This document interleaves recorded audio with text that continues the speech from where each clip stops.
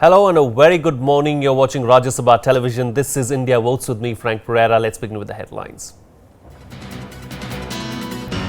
High to moderate voter turnout recorded in the second biggest phase of elections. Fate of over 2,000 candidates at stake in 117 seats.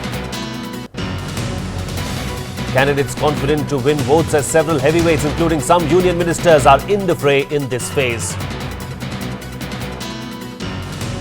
Huge crowds fill the streets of Varanasi as BJP's Prime Ministerial nominee Narendra Modi files his nomination from Varanasi. Campaigning continues for the three remaining phases of polls and politicians address rallies across the country. While polling for the sixth phase of Lok Sabha elections have come to an end, high to moderate voter turnout was recorded in the 117 constituencies that faced polls. This phase, the second biggest of the 9 phases, completed elections to 349 Lok Sabha seats. Voting was largely peaceful. However, an election officer was killed in a militant attack in Kashmir during polling process. Here's a look at how India voted in the sixth phase. Braving rising temperatures, voters turned up in good numbers on Thursday to take part in the sixth and the second biggest phase of the Lok Sabha elections. Voting began at 7 a.m. at all the 117 constituencies spread across 11 states and Puducherry. 349 PCs have gone to election so far. In this, aggregate turnout is 66% as compared to 57.53% for the same PCs in last Lok Sabha election 2009. The youth voter turnout was impressive, with a large number of first-time voters queuing up outside polling stations. Social media से तो बहुत ज़्यादा प्रेरित हुए हैं। Facebook के माध्यम से, व्हाट्सएप के माध्यम से, ट्विटर के माध्यम से सबको पता चल रहा है कि जिस प्रकार से इन्हें दोनों पक्ष पार्टियां कैसा कार्य कर रही है, कैसा क्षेत्र में विकास हुआ है, और मैंने भी उसी आधार पर वोट दिया। In Tamil Nadu, voting was held for all 39 Lok Sabha seats. Chief Minister J. Jayalalitha and Tamil superstars Rajnikant and Kamal Hassan were among the early voters. I request all political parties and the general public to cooperate with the Election Commission of India to ensure that there is a peaceful, free and fair election. We're very confident about this election, and I think it's even better that it's a multi-cornered contest. Maharashtra saw an average turnout in the 19 constituencies that faced polls in the sixth phase. Average to good turnout was also recorded in 10 Lok Sabha seats in Madhya Pradesh and 7 seats in Chhattisgarh, where voters sealed the fate of several bigwigs. मुझे पूरा विश्वास है कि मध्य प्रदेश की सभी 29 सीटें Bharatiya Janata party जीतेगी। जनता का प्यार और आशीर्वाद हम लोगों को मिल रहा है। In Uttar Pradesh, polling was held for 12 Lok Sabha seats. A sizable number of voters turned up to seal the fate of 188 candidates.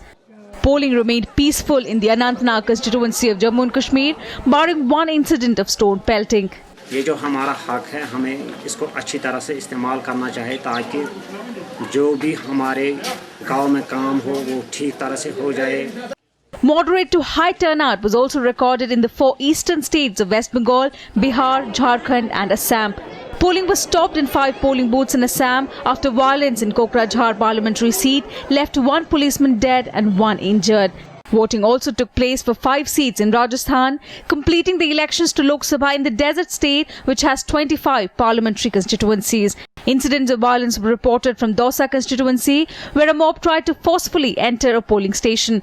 5 persons, including 4 photojournalists, are reported to have been injured. With the end of the sixth phase, elections to 349 of the 543 Lok Sabha constituencies have been completed, while polling for the remaining 194 seats will take place in the next 3 phases. The counting of votes is scheduled to take place on the 16th of May. Bureau Report, Rajya Sabha TV. Well, we are now joined in our studio by Mr. Vinay Kumar of The Hindu here in our studio. Very good morning, Vinay, and welcome to the show. Of course, high voter turnout was experienced in all the 11 states and 1 union territory yesterday. They say when there is a high voter turnout, it's usually a vote for change. Do you believe in that theory? Yeah, that is the conventional theory and conventional wisdom, that when there is a yearning for change, So you are likely to see high turnouts, and high turnouts correspond to people's desire for change, and they flock in great numbers.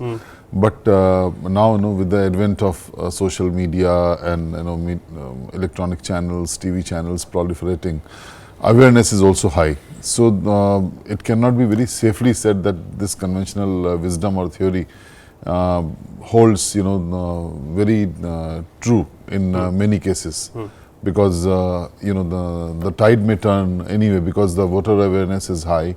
Election Commission has been issuing appeals, and from 2009 till this time we have seen in all phases, even in Mumbai, which never used to cross 50%, we have seen a rather high turnout when voters flocked in the later part of the day. So it can be assumed that this is a vote for change, and there are many voters, young voters, who are first time voters also. So that also contributes. And they seem to be very enthusiastic as well, don't they? The young voters especially. Young voters, and which way this vote is going, it's anybody's guess. It is anybody's guess, but it's a good thing. It's a good trend, isn't it? I mean, seeing such a high voter turnout. And Election Commission has also said, that in many phases in Northeast, you must have seen the voter turnout has crossed 80% or 85%. So on an average, if we see in many places, the voter turnout was more than 70%, 75%. And in some places like Patna, it was 51 or 52%, strangely. But I can, go with the conventional wisdom that yes, high voter turnout does represent, a desire for change, and people want to see, how their representatives are going to go to Lok Sabha, and which candidate is the best for them. They all pros and cons they weigh before going to vote. And with the bombardment of information through several means, so this is not an age where a voter can feign ignorance that I wasn't aware of this. All right. While all candidates are vying for to grab their attention. So this is also a very big contributing factor towards high voter turnout, and I can also assume that in the future elections also, in assembly elections and parliamentary elections, we will gradually see voter turnout on a higher level. All right. Of course, talking about high voter turnout, of course, let's go across to our correspondent Shyam Sundar, who's joining us on the phone line right now. Shyam, West Bengal in particular saw an extremely high voter turnout, 82% voter turnout there in West Bengal. Of course, the people seem to be enthused and going out and voting in large numbers there in West Bengal.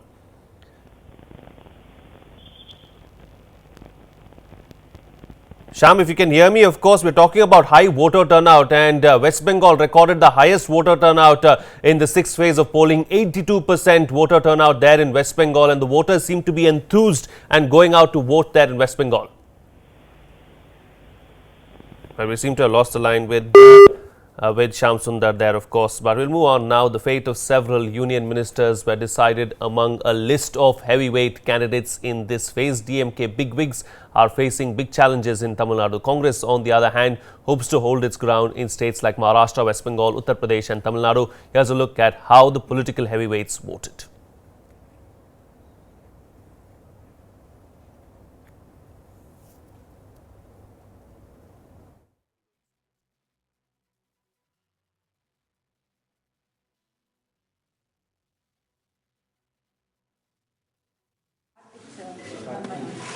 It was the D-Day for several heavyweight candidates on Thursday as India voted in the sixth phase, the biggest in terms of number of seats in these 9-phase polls, with 117 seats at stake. The stakes were highest in Tamil Nadu, which saw all 39 seats going to polls. A three-way contest is expected in the state, with DMK trying to make a comeback after assembly polls dropping. AIA-DMK is sailing high with hopes to retain its ground. But BJP's six-party alliance could also spring a few surprises too. Three former ministers from DMK, A. Raja, Dayanidhi Maran and T.R. Balu, are facing anti-incumbency, but the party rejected any such trend. We're very confident about this election, and I think it's even better that it's a multi-cornered contest. In Uttar Pradesh, Union Minister Salman Khurshid and Samajwadi Party Chief Mulayam Singh Yadav was also among the heavyweights in fray in this phase.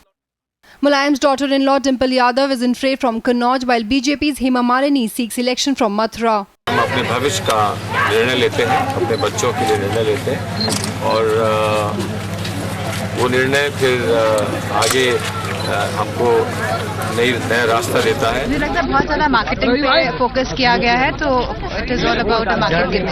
हमारे लिए कोई चुनौती नहीं, औरों के लिए चुनौती है Samajwadi party. In Maharashtra too, a host of heavyweights faced polls on Thursday. Congress's Milind Deora, Gurudas Kamath, Priya Dutt were in fray.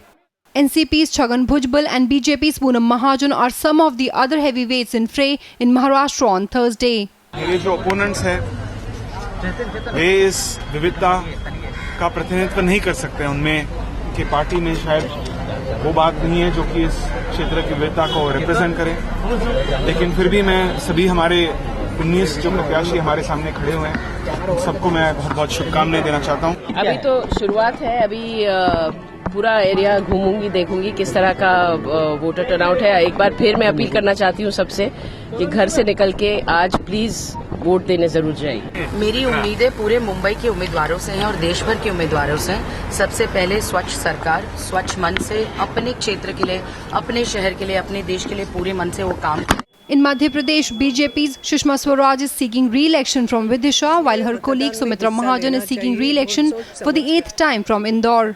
मतदान करे और 100% मतदान हो, ये अपना अधिकार है प्रजातंत्र में, और इसलिए मतदान में हिस्सा लेना चाहिए और सोच समझ करके मतदान करना चाहिए। In Rajasthan, Congress candidate Jitendra Singh and Mohammad Azharuddin were in fray. In West Bengal, key Congress candidates like Deepa Das Munshi and President Pranab Mukherjee's son Abhijit faced polls. In Bihar, BJP's Shahnawaz Hussain is seeking re-election from Bhagalpur. In Jammu and Kashmir, PDP chief Mehbooba Mufti is also in fray among the heavyweights. Bureau Report, Rajya Sabha TV. Meanwhile, of course, Prime Minister Manmohan Singh also cast his vote in Guwahati as 6 seats in Assam went to polls. The Prime Minister and his wife drove to the voting centre where they cast their votes and left for the airport to return to Delhi. The Prime Minister has been representing Assam in the Rajya Sabha since 1991. Speaking to reporters, Manmohan Singh dismissed that there was any Modi wave in the country. He also expressed confidence that Congress will win a majority when the results come out on May 16th. This election Modi wave is the creation of the media. I think the country as a whole is swept by any Modi wave. Well, there you have it, of course, the Prime Minister also going out and casting his vote. If you look at it, of course, we saw some of the key contests there, and we saw several of these big wigs also in the fray in the 6th phase of polling. Most crucial, would you say, would be what happens in Tamil Nadu, because 39 seats went to polls there, and that could probably decide who could form the next government. Yeah, very truly. And Tamil Nadu and Puducherry, 40 seats altogether. 39 going in single phase, single day polling in Tamil Nadu, where all eyes are on AIDMK and DMK and the BJP's Rainbow Alliance, as they called it. And it can be a tilting factor when the results come in, because 4 South Indian states, if you see, they hold nearly 128 seats altogether. And this is where BJP, which is has this party which is has projected the 2014 elections as a do or die battle. So this could be a factor where it's trying to make inroads into South India and reap a rich harvest of votes through its alliances and allies, parties with whom they have struck an electoral alliance. So it's going to be, I think, the decisive vote will for the BJP in its bid to regain power at the centre after 10 years will be very crucial to watch from South India, as both AIADMK, which was warming up to Narendra Modi, BJP's prime ministerial candidate, has not said anything. Yeah, not said anything. Yeah, just kept very quiet and distanced itself over the last 1 month or so. Yeah, and so as DMK, which was partnering with Congress, it's cut up with the cases against its leaders in 2G scam and the Kanimori and A. Raja, who are in the fray this time around. So it will be seen, how the DMK and AIDMK, how many seats they bag, because both the camps seem very confident of, bagging most number of seats, and this is the region which can make or mar BJP's prospects, because all its efforts are, directed towards the northern heartland states, where it is in power also in Madhya Pradesh and Rajasthan and Chhattisgarh, and concentrating on UP and Bihar. Let's assume that maximum number of seats they get from northern belt, but this is where the final push may come only from South India, how their allies fare, and whether BJP is able to make any inroads after it experimented with power in Karnataka and lost to Congress. Yes. So this is going to be, I think you're right, it's going to be very crucial for the BJP, and similarly for the Congress also to it's going to be extremely crucial, and probably tip the balance in either favor, of course, is what the Tamil Nadu is going to do. But let's take a look at some of the newspaper headlines. Of course, this is what the Times of India is going with. Mid-poll pitch Congress sub-manifesto promises OBC quota for Muslims. Of course, interesting there, of course, the Congress now trying to do everything that it possibly can to try and get those last minute votes at least. But now with the 6 phases gone, only the 3 left. I think this kind of posturing and this kind of promise, it's only going to draw more controversy than anything else, isn't it? Like the government tried to go ahead with the Lokpal thing, which in Supreme Court it said it's not going ahead. Then with the the other appointments on which BJP is taken very strong exception and rushed to Election Commission of India that it is not proper, they can wait till the new government takes over. So all this only courts controversy, and these things are not likely to be noticed by voters, I think, with the majority of the seats, 349 seats gone, only 194 remaining out of 543. So this last ditch effort by the Congress, which is seem to be the perception is that it's losing its grip on the elections. So that kind of perception is only going to get stronger by these promises, I think. Indeed. Of course, I'm told that we are joined by our correspondent Sham Sundar on the phone line right now. Let's get a reaction from him because he's been tracking very closely what's been happening in West Bengal. Well, Sham, earlier in the show, we were talking about a high voter turnout and how in the 6th phase of polling, West Bengal polled 82%. Of course, incredibly high voter turnout there in West Bengal. Your thoughts on that?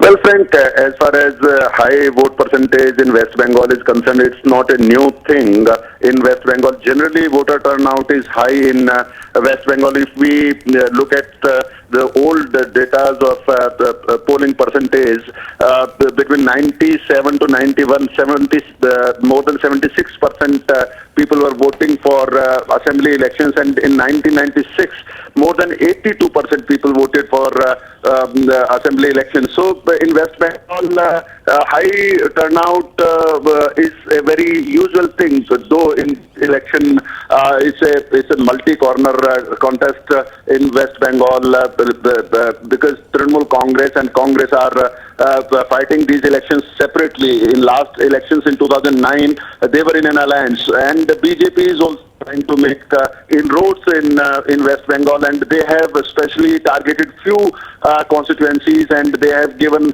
the candidates from Bollywood, from other fields, and the candidates are known, and there are reports that Mr. Narendra Modi will be campaigning in those selected constituencies in coming days. So it's a multi-corner contest, and it's a keenly contested election. All right, Sam, we'll have to leave it at that. Thank you so much for joining us there with your thoughts and comments on that particular story as well. Of course, another headline to look at right now. Interesting, of course, it's a subheader: Congress ready to join back non-NDA government. So that's an interesting piece there in the Times of India. The Times of India goes on to talk about how the Congress will do everything that it possibly can, maybe back a Mayawati, maybe back a Jayalalitha, or a kind of an arrangement that they had in 1996 with Deve Gowda to try and ensure that they keep the NDA away. Do you see that happening? Do you see the Congress doing everything that it possibly can to try and keep the BJP away?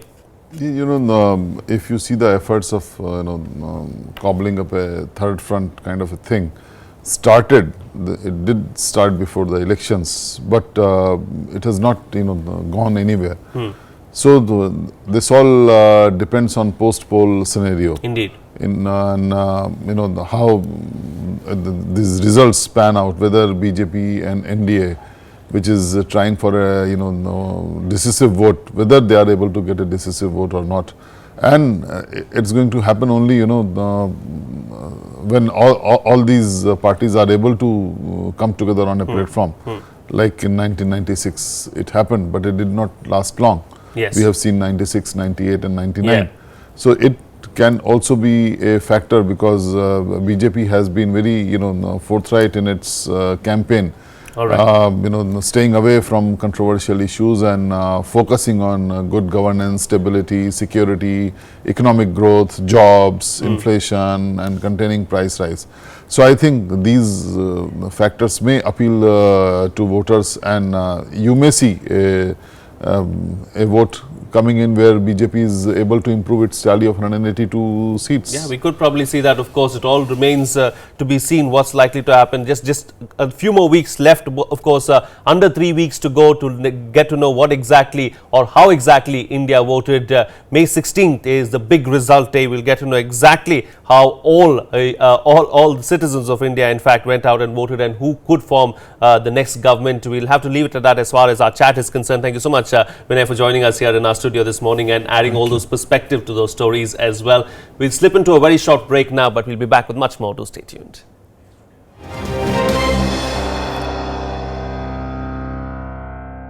Welcome back. You're watching Rajya Sabha Television. This is India Votes. Now, BJP's Prime Ministerial candidate Narendra Modi filed his nomination papers from Varanasi constituency in Uttar Pradesh on Thursday. Amid cheers from thousands of his supporters, Modi rode on top of a vehicle to file his papers. Here's a look at what happened in Varanasi.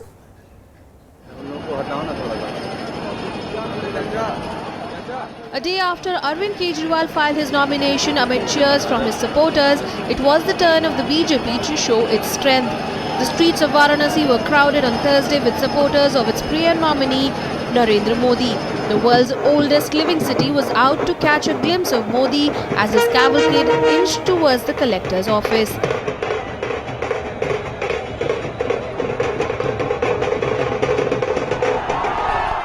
Modi stopped to pay obeisance at the statues of Sardar Vallabhbhai Patel and Swami Vivekanand. He also garlanded a statue of B.R. Ambedkar before filing his nomination papers.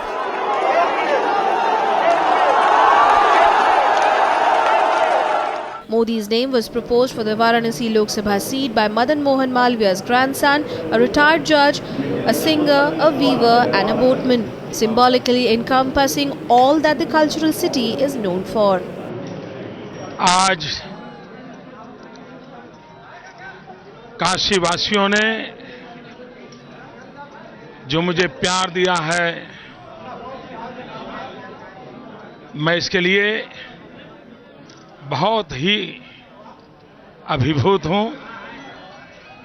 मैं इस धरती को प्रणाम करता हूं। This is the first parliamentary election for Modi. He is facing challenge from Aam Aadmi Party's convener Arvind Kejriwal. Congress has fielded Ajay Rai to counter Modi from this seat, which is considered to be a safe one for the BJP. Barring in 2004, the Saffron Party has won from this constituency since 1991. It remains to be seen whether Modi can transfer this huge support in ballots when the city votes in the last phase on May 12th. Bureau Report, Rajya Sabha TV. While polling for the sixth phase of Lok Sabha elections was underway, top leaders continued to campaign for the remaining three phases. While Congress President Sonia Gandhi launched her campaign in Gujarat, son Rahul Gandhi hit the campaign trail in Uttar Pradesh's Sitapur district. In her election rally, Sonia took on BJP's Prime Ministerial nominee Narendra Modi in his bastion, questioning his Gujarat development model. Rahul Gandhi raised the Snoopgate controversy in his speech. His sister Priyanka had also raked up the issue at a rally on Wednesday, saying leaders who indulge in wrong acts against women must be thrown out.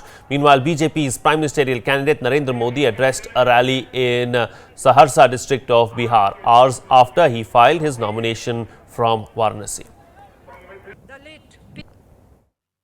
जो आज गुजरात में कृषि की बुनियाद है, रोजगार के लिए वापी, अंकलेश्वर और जगारिया जैसे पिछड़े इलाकों में गुजरात औद्योगिक विकास निगम के माध्यम से कई उद्योग लगें। अटल जी का एक सपना था नदियों को जोड़ने का, जहाँ बाढ़ आती है उन नदियों का पानी जहाँ सूखा है वहाँ ले जाना, बाढ़ से तबाही न हो, सूखे से मुसीबत न आए, एक पवित्र काम अटल बिहारी वाजपेयी ने सोचा था, उस काम को हम पूरा करना चाहते हैं।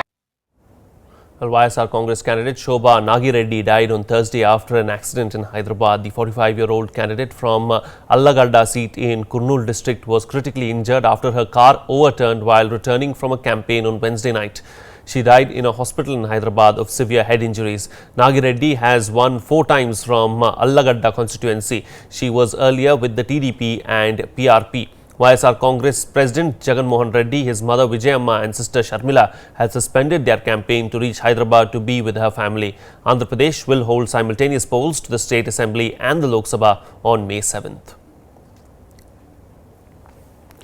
Well, an FIR was registered against Union Minister Salman Khurshid and one of his supporters for alleged violation of poll code in Farrukhabad. Khurshid is alleged to have held an election meeting in the evening after the prescribed time for the campaigning was over. The case was registered at Fatehgarh police station. The FIR was registered reviewing Election Commission observers' report in this regard. Salman Khurshid is seeking re-election from Farrukhabad constituency in Uttar Pradesh. While taking cognizance of their alleged controversial remarks against Narendra Modi and Azam Khan in election speeches, the Election Commission has issued show cause notice to Union Minister Beni Prasad Verma and BJP leader Vinay Katiyar for violating the Model Code of Conduct. They have been asked to put forth their stands on the charges by Saturday morning. If they fail to reply, the Election Commission will take action without further referring the matter to them. The show cause notices were issued following complaints and reports by poll authorities in Uttar Pradesh. The two leaders have also been provided with copies of CDs carrying their remarks. And with that, it's a wrap on this edition of the Bulletin. Thank you so much for watching. Have a good day.